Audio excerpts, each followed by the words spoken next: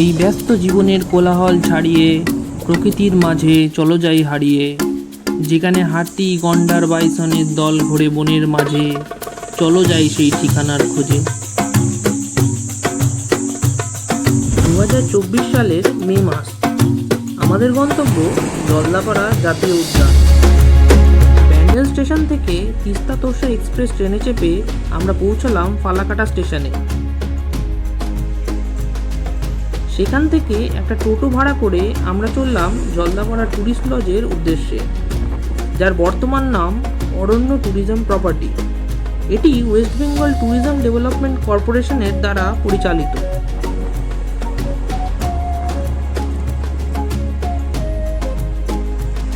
এই অরণ্য ট্যুরিজম প্রপার্টিটা জলদাপাড়া অভয়ারণ্যের ভিতরে অবস্থিত, তাই এখানে থাকলে আপনারা জঙ্গলের মাঝে থাকার একটা রোমাঞ্চকর অনুভূতি পাবেন। আমরা অনেক সকালে পৌঁছে গেলাম এখানে, যদিও চেক ইনের সময় দুপুর 12টা, তাই চলুন চারিদিকটা একটু ঘুরে দেখা যাক।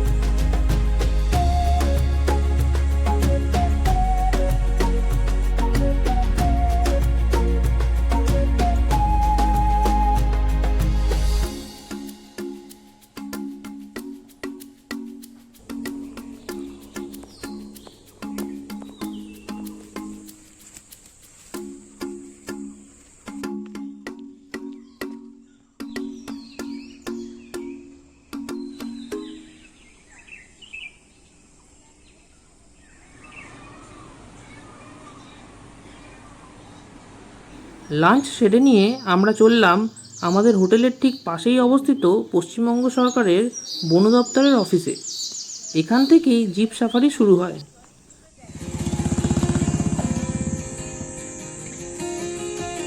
জিপ সাফারি বা এলিফ্যান্ট সাফারি করতে হলে অনলাইনে wbsfda.org এই ওয়েবসাইটে গিয়ে আগে থেকে স্লট বুক করে নিতে হবে। তা না করলে নিজের পছন্দ মতো স্লট নাও পেতে পারেন। বিস্তারিত তথ্য জানিয়ে অন্য একটা ভিডিও দিয়ে দেব।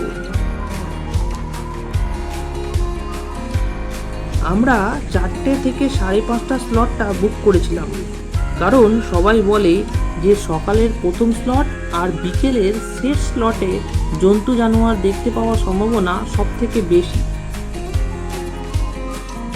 যদিও গ্যারেন্টি কিছুই নেই, ভাগ্য থাকলে তবেই জন্তুর দেখা মিলবে। চলুন দেখি আমাদের ভাগ্যে কি আছে।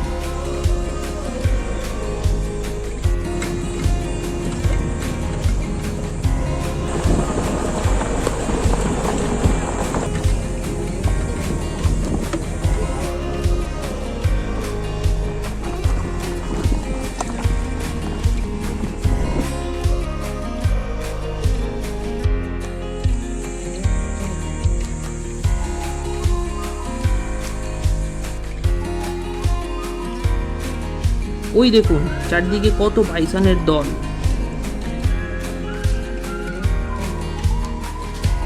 বন্য প্রাণীদের এত কাছ থেকে দেখার অভিজ্ঞতা খুব কম জায়গাতেই পাওয়া যায়।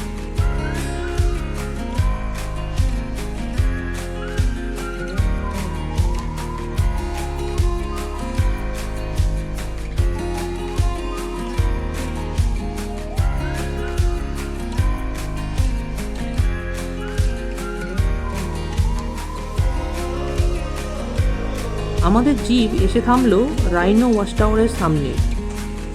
ওই দেখুন ওখানে রয়েছে সল্ট পিট। ওখানে বন দপ্তর থেকে নুন দিয়ে রাখে, যেটা প্রাণীরা চাটতে আসে। যদিও এখানে আমরা কিছুই দেখতে পেলাম না।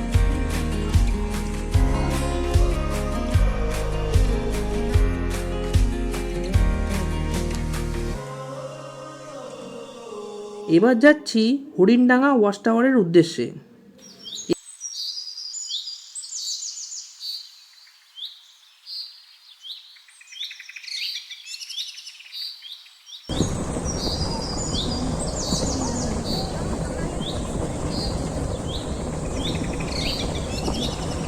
ওই যে কতগুলো বাইসন ক্রস করছে।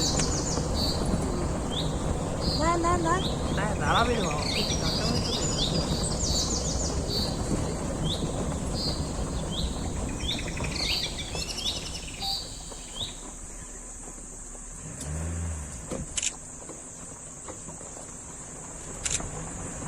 Tata bison.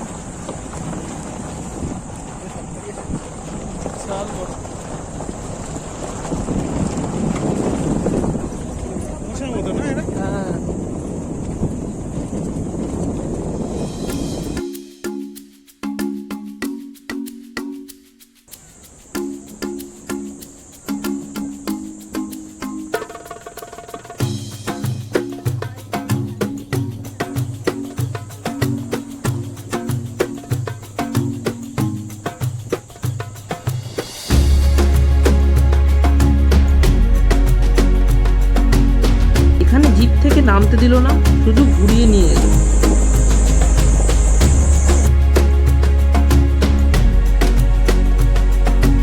আমরা এবার হলং ট্যুরিস্ট লজে প্রবেশ করছি। জলদাপাড়া জাতীয় উদ্যানের অনেকটাই গভীরে অবস্থিত এই হোটেলটি। এখানে থাকতে পারলে আপনাদের বন্যজন্তু দেখতে পাওয়ার সম্ভাবনা সব থেকে বেশি, যদিও এখানে বুকিং পাওয়া খুব একটা সহজ নয়। হলংয়ের সামনেই যে সল্ট পিটটা রয়েছে সেখানে দেখতে পেলাম এক পাল বাইসন, এছাড়া কতগুলো ময়ূরও চোখে পড়ল।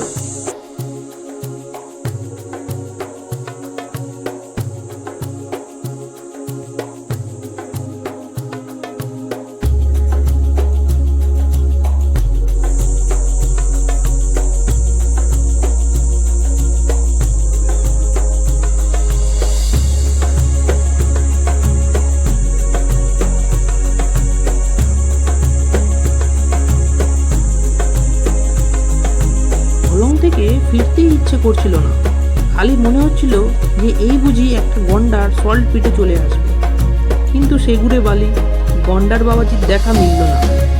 ফেরার পথে একটা জায়গায় অনেক দূরে একটা গন্ডার দেখতে পেলাম, যদিও অল্প সময়ের মধ্যেই সেটা জঙ্গলে হারিয়ে গেল। যাই হোক, দেখা যাক কালকে হাতি সাফারি করতে গিয়ে গন্ডারের দেখা মেলে কিনা। জিপ সাফারির যদি আপনারা শেষ স্লট মানে 4টের স্লটটা বুক করেন, তাহলে একটা বোনাস অ্যাট্রাকশন দেখতে পাবেন, যেটা হলো ট্রাইবাল ডান্স শো। এখানকার স্থানীয় আদিবাসীরা এই নৃত্য পরিবেশন করে।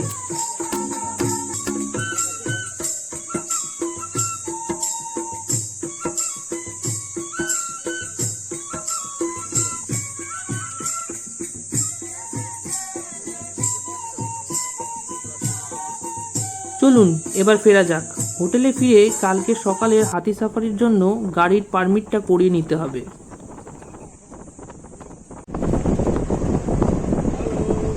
আজ তাড়াতাড়ি শুয়ে পড়বো, কেননা কাল ভোরবেলা রওনা দিতে হবে।